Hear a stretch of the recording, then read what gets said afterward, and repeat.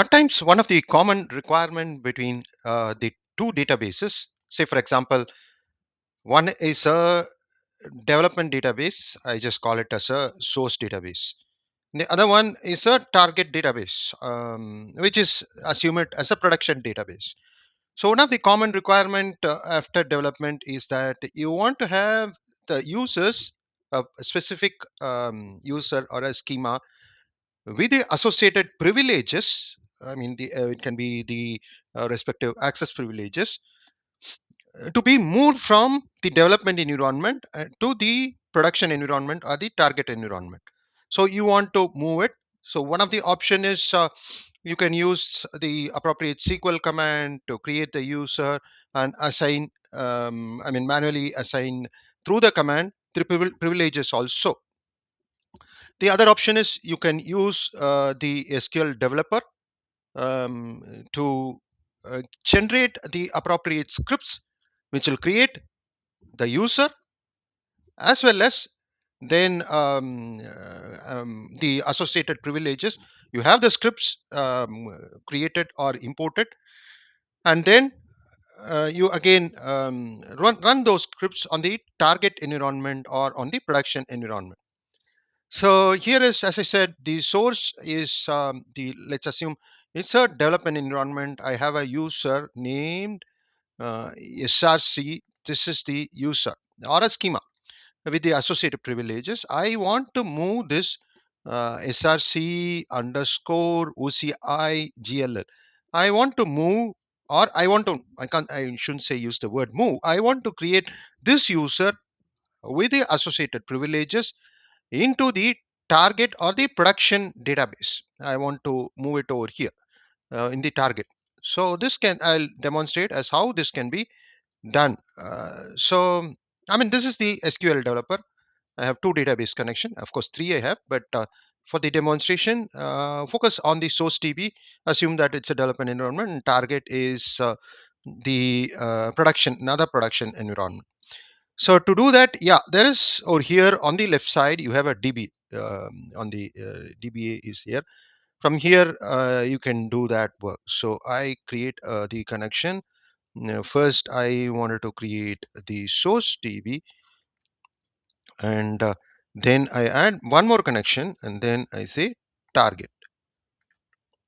So once those two are created on the in the DBA window, I get into the source and go to security and go to users. I load the user, and um, I wanted SRC OGL. So this is the one I wanted. So go to, and here in this breadcrumbs on the navigation on the top, go to the SQL. So this should generate the associated data definition language generating DDL. It will give the corresponding user, not only the user, but also it will create whatever associated privileges also has been it has gives this. So all you need to create user, this is the one using that gives the default table space temporary, and you have all the privileges listed over here. So actually this I wanted to run on the target environment. So this scripts I want to run on the target, assume that's a production. So I open the SQL worksheet for the target. I opened it, and now I just need to copy paste over here the target DB, and then you run the execute command.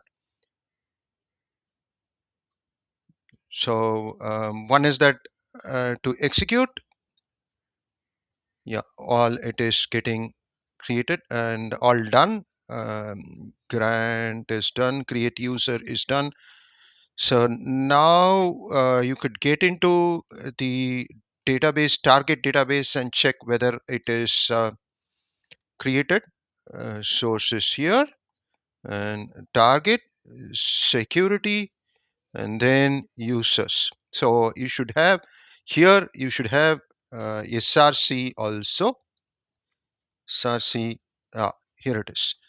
So SRC OCI GLL is created, and again from here also, if you want, you can for this also. So it is almost not almost, it is the same. So this is now the user and associated privileges has been automatically. One is that it is the REDL has automatically been generated by the SQL developer, and that script we ran in the target environment, that is the production environment, and ensure that the schema, the user is there and associated privileges is done.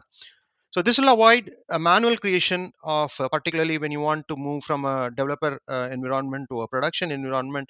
Instead of doing it manual creation of the user and privileges, you can just use the SQL developer and the associated DBA window to get the scripts and run the scripts into the target environment. The user and user gets created and associated privileges is also being granted. So whatever runs well in the development environment for that particular schema will work on the production environment also. You will not miss any of the granting privileges and all. If you miss out, generally this is one thing you'll find out. You will create the user, no issues, but then associated privileges are not there, then your application will application or the SQL will run into a trouble because the associated privileges are not there.